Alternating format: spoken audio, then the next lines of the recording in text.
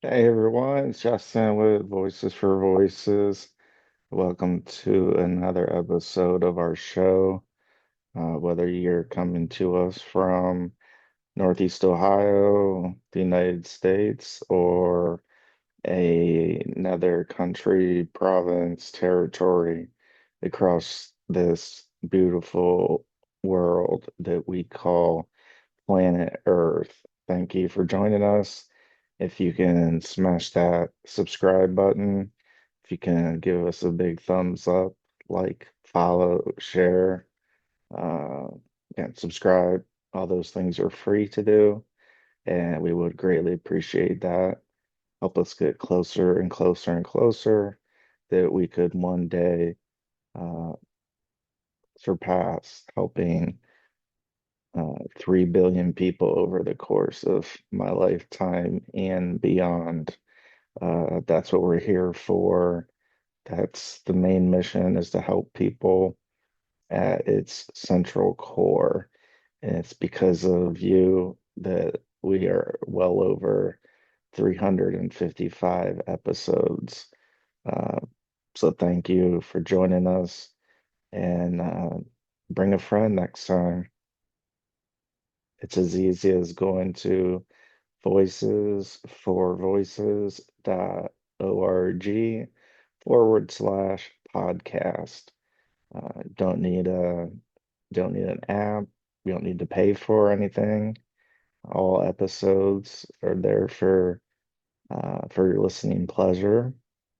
And the best part about it is that once you go there, voicesforvoices.org/podcasts, that the most recent episode that we have available, that's at the very top. So you don't need to scroll down.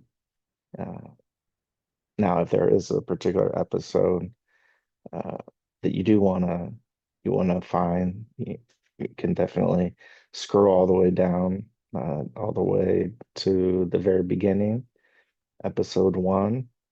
But just to let you know that if you want to, like catch the most recent show we've uh, we've dropped, that is where you can do it, and it's free to do. And you don't need any special app. You don't need the iHeart app. You don't need the Spotify app, Apple Podcasts, etc. All those are also great. So you're able to uh, listen to our content on your smart device, smart speaker, smart TV. That can also help you find our Voices for Voices TV show and podcast, and you can find it on our YouTube page as well as our Rumble page. We are growing as you've seen, as you've heard. So we've covered that in previous episodes.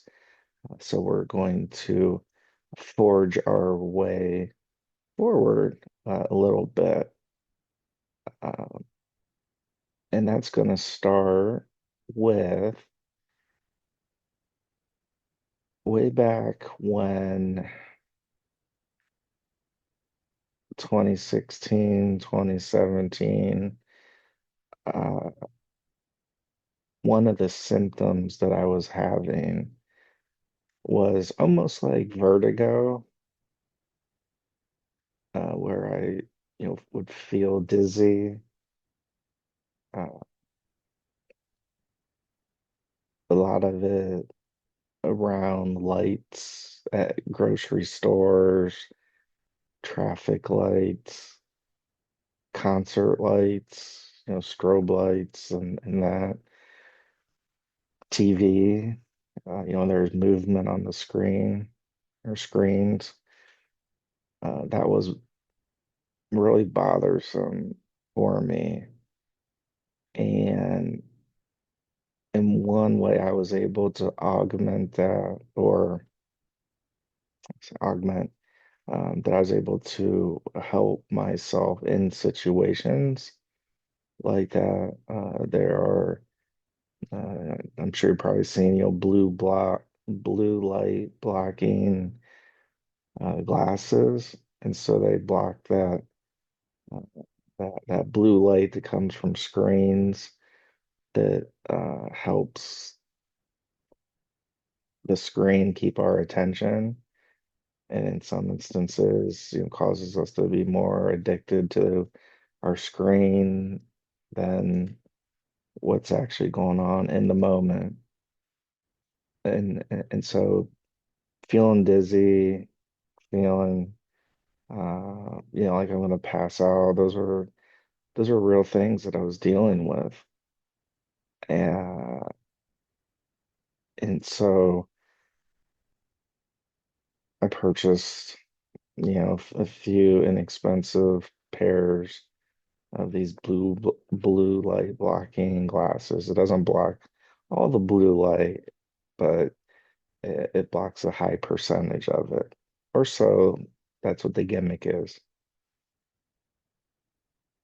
Fast forward to this year, 2025.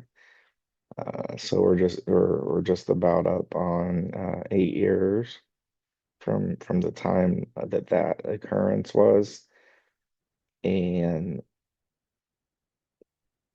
recently I found myself where I didn't take blue light blocking glasses with me, and I was in a setting, in a location where there were lights, where there were sounds. If any of you have ever heard of like a planetarium where you can where you sit, the screen is you're basically immersed in what is being shown. So in a planetarium, you're seeing stars, you're seeing galaxies, planets, and depending on what the actual um, what the actual I guess what's actually the point of the show of you and I being at the planetarium. uh they could you could see like shooting stars, you could see maybe a fast forward of where planets, where they're aligned, where there's solar eclipse, like all those things. And so there's movement that's going on the screen. And again, sometimes it is accompanied by music, sounds. And so recently I found myself in a planetarium setting, and I didn't have I didn't bring my blue light blocking glasses, and so again there's movement going on, and especially when you're in one of these planetarium or IMAX settings, or 12K or more, where again you're just totally in the scene of what's going on, and there's movement. And so I had a concern that that was going to bother me. And so you would think that I would have planned ahead to be sure that I had a pair of my blue light blocking glasses on, so that the movements uh, and the light would not bother me very much, if at all. but I didn't. So I'm a human, and so sometimes as a human, because none of us are perfect, we actually um, forget things. We know that we should bring things to help us, and that was an area where I didn't. And so again, it was a big concern that I had. That's like, oh my gosh, I'm turning back the clock in my mind to 2015, 2016, early 2017, that that I was going to go through a spell at that point. Uh, Not a hocus pocus spell, but a go through a period of time where I was going to experience kind of this vertigo sensation of the moving, and I was going to get just super dizzy, and uh, that I was going to have to leave that particular setting and location. But I didn't, and I don't know what to really attribute all that to. I mean, some of it could be some coping mechanisms. Uh, some of it could be medication, therapy, uh, getting more comfortable in settings like like the one that I was in. And so I don't know where to put my finger on and say, aha, if I do this, this, and this, then this thing. So it's kind of called the like, um, when, if, or if what, if then. So if I go to therapy, I won't experience this vertigo feeling when I'm in those moments. Something like that. But I don't know. I I can't put my finger on exactly what it is to be able to say, well, here's what I did.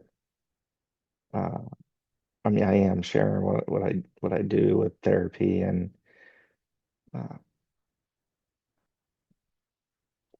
and medication, and having that mental health team with me that kind of accompanies me.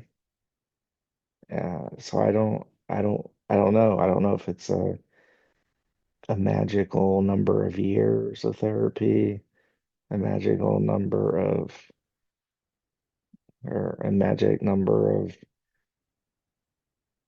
years taking a particular medication. I don't know. But the reason I'm bringing this up is to hopefully inspire to some degree that we can we can keep trying, and maybe you're not ready. Uh,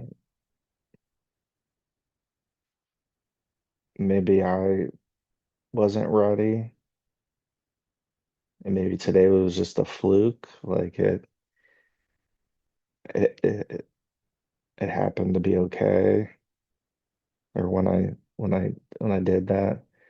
Uh, but maybe the next time, maybe it's totally different. I don't know. Maybe it's where the seat was positioned, the angle that I was looking at, the volume of the different sounds. I don't know. So I can't take it for granted that, oh, well, this time. everything was good because again, the next time it might not be. And that's been a big fear of mine of staying away from concerts uh, because of the use of the different lights, the strobe lights, and obviously if you're at a live music show, live concert, where there's people really singing, even if they're not, there's maybe backing tracks. Uh, if there's people playing, guitars or drums or the bass or piano, uh, harp, you name it. Uh, all those things can affect us differently. And so I don't want to take that for granted that because this one opportunity that I had worked out. Because trust me, I was in my mind kind of turning back the clock. Like, okay, Justin, what's gonna happen? Are we gonna end up where we're gonna have to leave abruptly? Or is it gonna be okay? Or am I gonna be able to make it halfway through? And then and then the sensations are gonna overcome and take me. Uh, I don't know. But I do know is if I didn't try it, I wouldn't know. And so maybe there's something that you've been wanting to do, play an instrument, sing, hum to a song that you like, uh, write a letter, draw a picture, write a song. I I don't know. That's for you to It's for you to decide. And I'm just here to say from time to time, things may be a little bit different. We're going to handle ourselves maybe better or a little bit of a confused way the next time or the time after that. And so we should, if we're up to it, so I don't want you to do something if you're very scared and fearful, don't do it. Don't push yourself.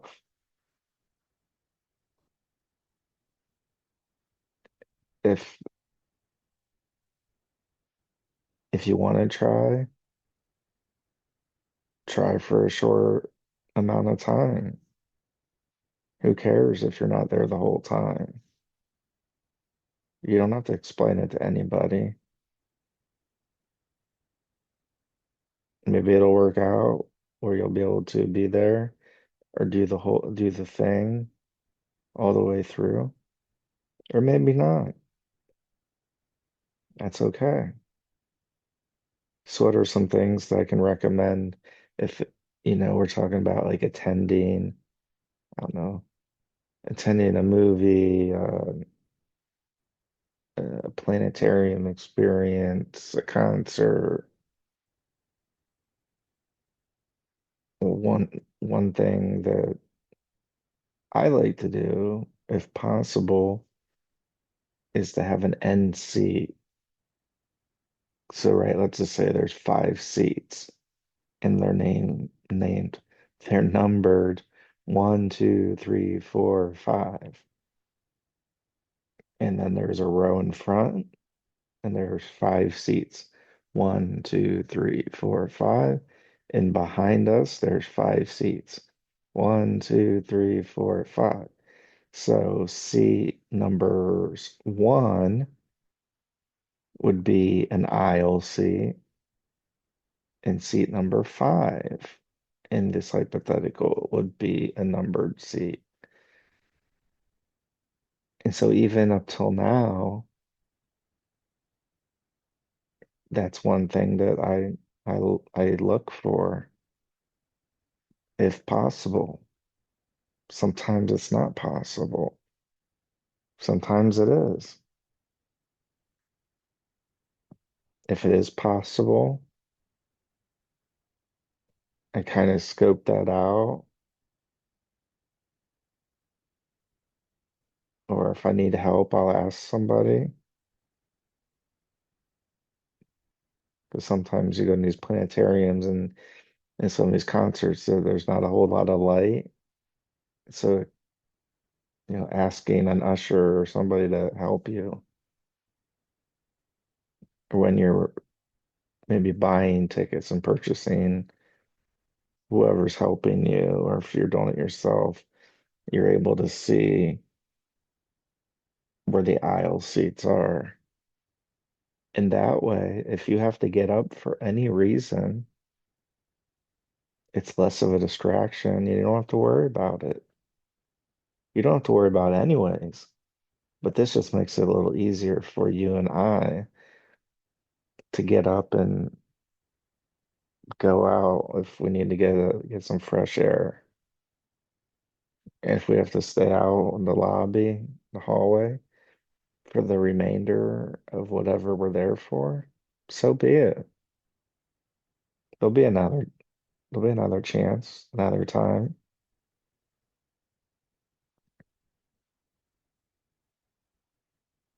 And you can also sit on an aisle towards the back too.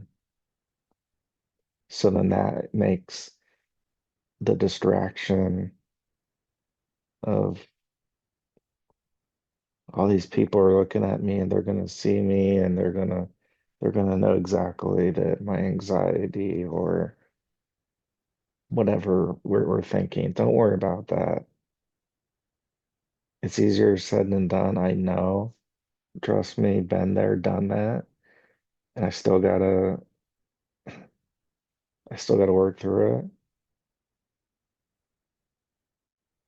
But people get up for a variety of reasons. And so I'm just sharing a couple things I do that in case I need to get up and get out of that situation. Not that it's dangerous, just that it's affecting us, where we just don't feel comfortable with. We're getting dizzy, it's too loud, it it's just uncomfortable. It's okay. So look for an aisle seat if you're buying tickets at home.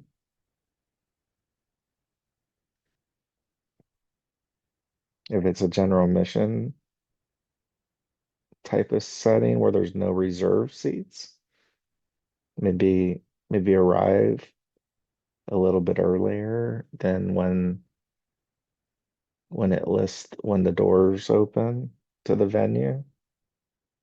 So let's say the doors open at 6 p.m.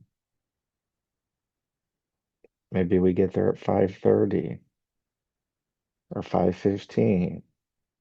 I don't know. You just have to judge on what you're going to and how many people are going to be there. And So you need to judge a little bit on that because, right, you have to you have to look at the traffic and how many other people is this venue hold 100,000 people or 100 people? Those types of things will give you a little bit of an idea. And then you can go to MapQuest or any number of apps it'll tell you how long of a commute, whether you're driving in a car, whether it's by train, whether it's by airplane. Uh, and that's another thing by airplane. You can always request an aisle seat in case you have anxiety like I do. And if you have to go to the bathroom and you don't want to be like me, and if it's a longer flight and I have to wake the people up next to me to get through to go to the bathroom, one way to kind of alleviate that a little bit is to have an aisle seat. Seems very minor. It really does. Seems like something so very small, but you'd be surprised on how big that helps. So for me, if I'm able to have an aisle seat and I have my blue light blocking glasses and maybe a hat on that will block some of the light, right? Because if you're at an event, maybe there's some different colored lights above. Like if you're going to a concert for a band, and then the lights change colors and they move and so that's also a thing you could do that I've done. You can do the blue light blocking glasses, the aisle seats, aisles in the back, a hat, whatever makes you comfortable. Gone are the days where, I mean, people are going to judge no matter what. People are going to gossip no matter what. So whether it bothers them or not, they're going to gossip. It's just the way it is. So why not be more concerned about yourself and myself and putting ourselves in safe positions and places where if we do have to get up and move around, it makes it a lot easier. Because again, we're not going to be able to stop every single person from chit-chatting. That's just the human raised human beings. We're social beings. Uh, so they're gonna just naturally chit-chat and talk and gossip. So try the best that you can to not let that bother you. Still bothers me. Don't get me wrong. Number one, I'm not perfect. Number two, I'm nowhere close to mastering this. These are just things that I try. Sometimes they work, sometimes they don't, sometimes a little bit, sometimes not a little bit.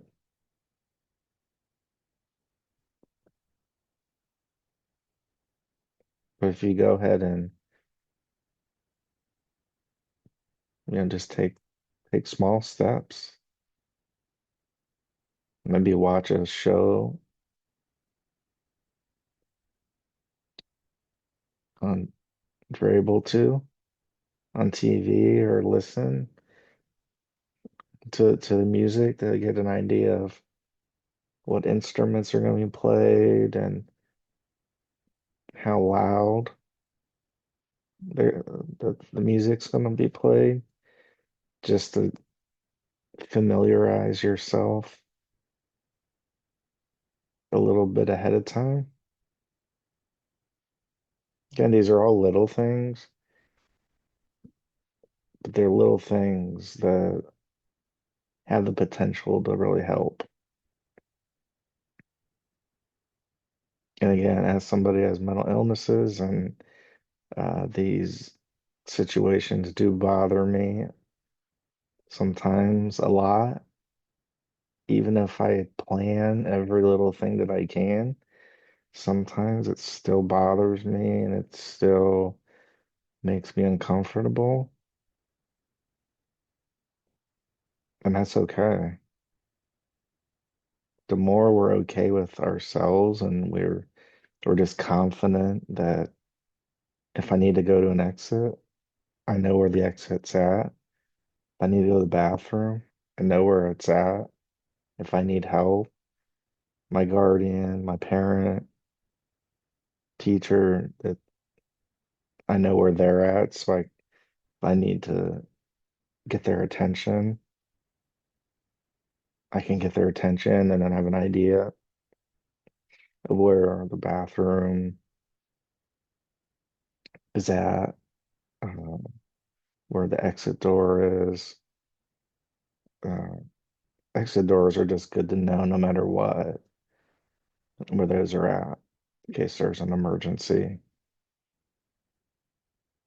But even more so if your anxiety is like mine is.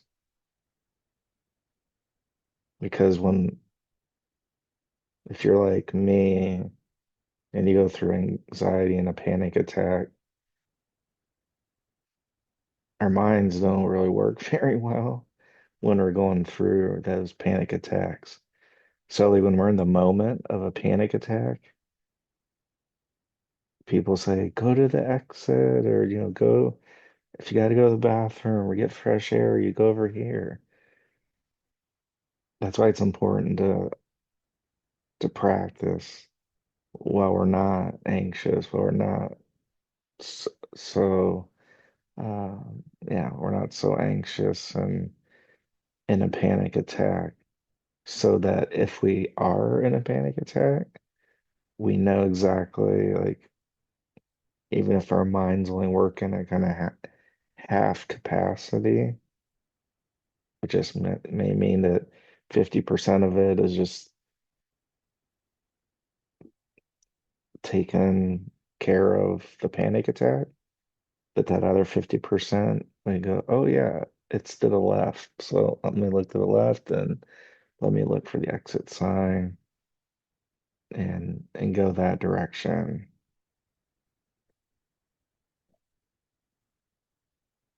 So these tips that I'm sharing, they're not rocket science. You can probably find a book on everything I've shared. For me to share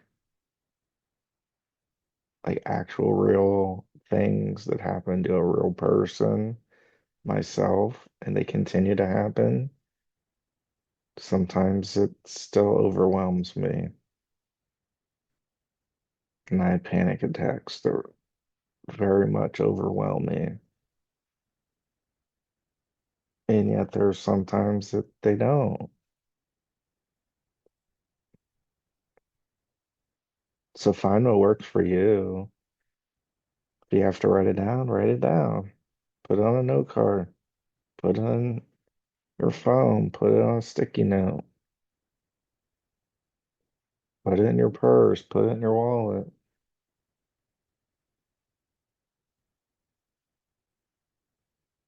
Start there.